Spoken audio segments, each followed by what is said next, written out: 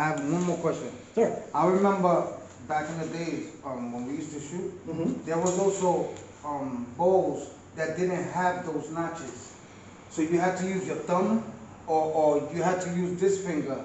Your hand became the rest. Right. Those are pure traditional. That's where it all started. Those are pure, and they still sell them to this day. They either use the thumb over here or they use this side over here. They also have a shooting glove that looks like the arm guard, but because this only goes through your forearm up to your wrist. But they have one that it covers like the gauntlets that we wear in with the shinobi. And it has the 2 fingers and then the rest. So it's like that. So it covers this part of the hand, because this part of your hand, the meaty part, it's going to be rubbing. That's where the arrow.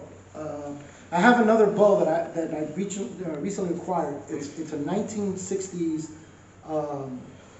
It's a jade colored 35-pound recurve bow. One piece. It looks like this. It's just that it doesn't. Well, actually, it curves a little bit more than this one.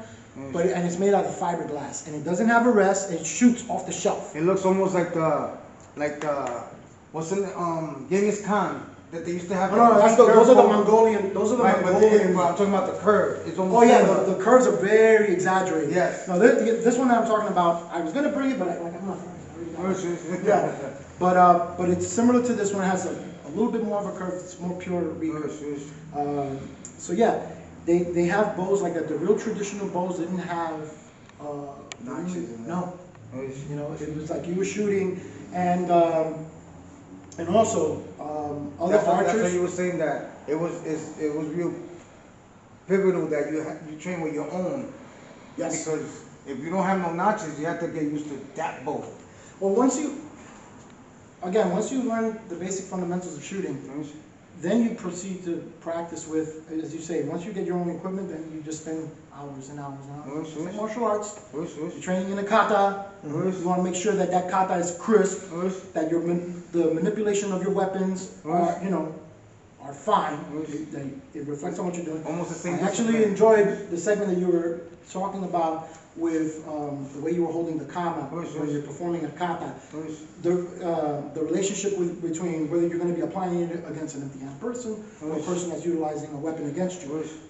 Again, very insightful, and the same principles apply. Once you understand the basic fundamentals of shooting, whatever bow you decide. That's why I bought these bows, because they all have a different character. But the basic shooting principles are the same. That's why I took some practice shots with each of them to show you that the shooting is the same. It's just that the equipment is a little different. So they all have their own feelings. Yeah. So, any other questions? That's it. I'm good. A quick question. Starting off, anything that you recommend as getting into it, like a right bow that you can get just starting to learn archery? I think that You're right-handed or left-handed? I'm left. He's a lefty. You're a lefty.